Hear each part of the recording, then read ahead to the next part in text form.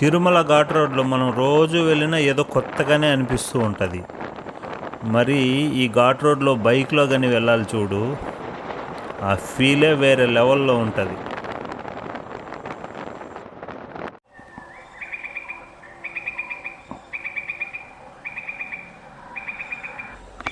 ఘాట్ రోడ్లో ఈ బర్డ్ కనపడింది. దానికి తోక చివరి 2 ఫ్లాగ్స్ ఉన్నాయి చూడండి.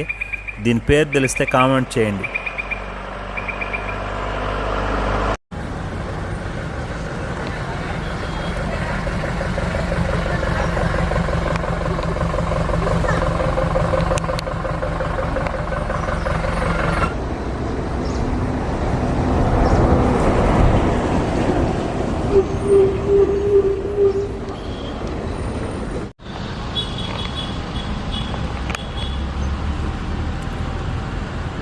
శేషాచలం ఫారెస్ట్లో చాలా జింకలు ఉంటాయి. ఇది ఇంత మొత్తం చిన్న చిన్న జింకలు, ఈ సాంబార్ డీర్స్ ఎక్కువగా ఉంటాయి. అందుకే పులులు కూడా ఎక్కువగా ఉంటాయి ఈ అడవిలో. చూడండి, ఇవి రోడ్డు పక్కన బాగా పిలిగ్రిమ్స్ ఇచ్చే ఫుడ్కి అలవాటు పడినట్టున్నాయి. బాగా చనువుగా మనుషుల దగ్గరికి వచ్చేస్తున్నాయి. ఇది తిరుమల నుంచి కిందికి వెళ్ళే రోడ్లో జింకల పార్క్ దగ్గర ఎక్కువ కనిపిస్తూ ఉంటాయి. ఇప్పుడు భలే ఉన్నాయి క్యూట్గా.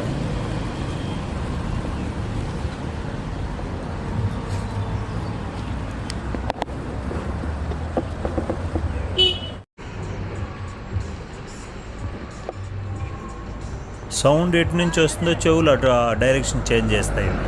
చూడండి ఎంత బాగా సౌండ్ ఎటువైపు వస్తే అది చూడు చెవులు అలా తిప్పుతాయి. కంటిన్యూగా తిప్పుతూనే ఉంటాయి అవి.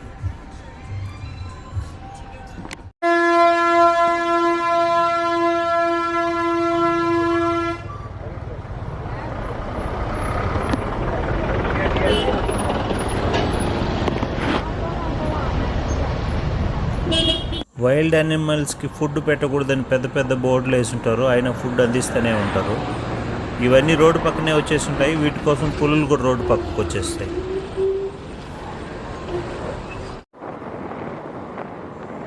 కొండకు వచ్చిన వాళ్ళకి స్వామివారి దర్శనం బాగా జరిగితే ఎంత ఆనందమో, నేచురల్ లవర్స్కి కూడా ఇక్కడికి వస్తే అంత ఆనందం. ఎటు పక్క చూసినా వైల్డ్ యానిమల్స్, ఏదో ఒక యానిమల్స్, బర్డ్స్ కనపడుతూనే ఉంటాయి. అద్భుతం అసలు. ఈ తిరుమల కొండే అద్భుతం. ఆ శ్రీనివాసుడు ఉండే ఈ కొండ ఎన్నో కోట్ల జీవరాశులకు నిలయం. ఇది రోజు లక్షల మంది భక్తులు, కొన్ని లక్షల జీవరాశులు ఈ కొండలో బాగా జీవిస్తుంటాయి. ఇది ఒక మహా అద్భుతం. ఇది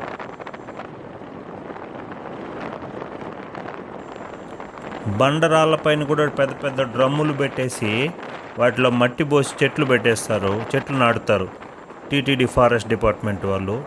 ఇదైతే మరీ మహా అద్భుతం. గడ్డే మొలవని ప్లేస్లో కూడా చెట్లు నాటుతారు. అందుకే ఈ ఫారెస్ట్ అంత బాగుండదు.